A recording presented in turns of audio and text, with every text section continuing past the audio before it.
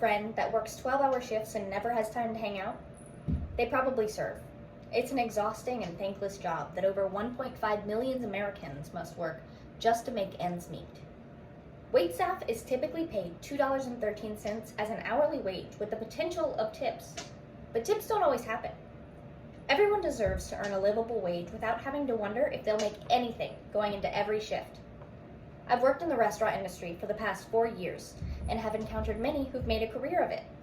I have only recently escaped this field, and by using language like escape, I'm sure you can determine my feelings on it.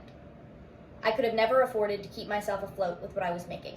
My middle-aged coworkers had devoted their lives to serving, never to find progress past the point that they were when they entered the industry. Without a salary exceeding $3 hourly, servers can't afford to grow. Paying servers a livable wage is favorable. The day of overworking and underpaying are of the past. A tip is a bonus. That's all it's meant to be. Staffing issues plaguing the service industry may be fixable, and there's a chance that you can take the stress off of yourself as a customer. It's not the customer's job to pay somebody else's employees. It's time to take responsibility and acknowledge that.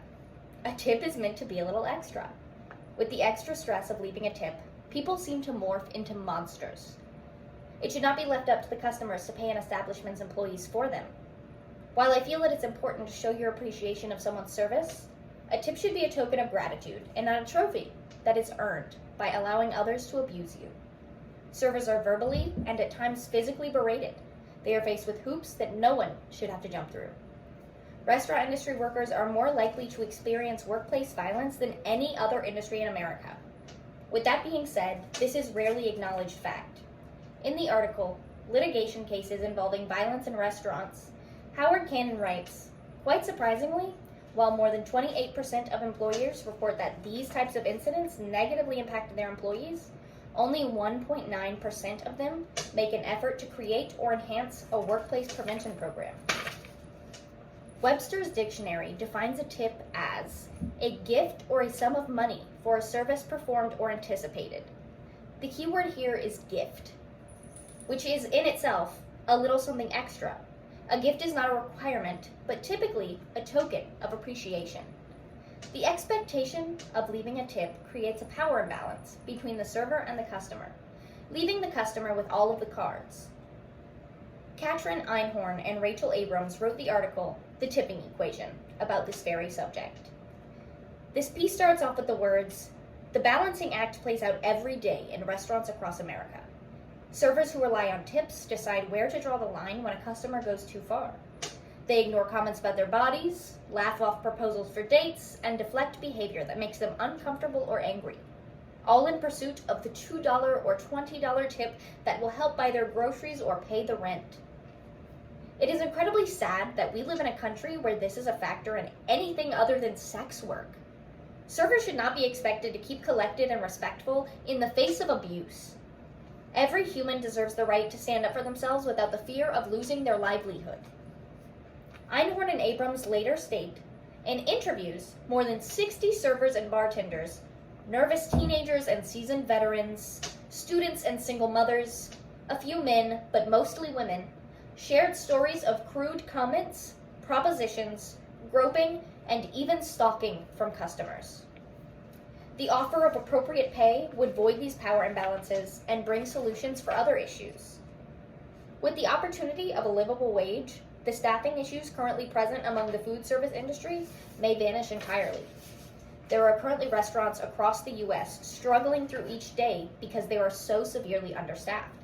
Lots of people choose to believe that it's because no one wants to work, but that's just not the case. People are realizing that they're allowed to be unwilling to subject themselves to work that they know will cause misery with nearly nothing to gain. According to the article, restaurants are short-staffed and that's taking a big toll on customers and workers alike, written by Amelia Lucas and Ian Kreetzberg. The industry is still down 75,000 jobs, roughly 6.1% of its workforce. I believe that this number will only continue to drop, as the ugly reality of restaurant work reveals itself to all.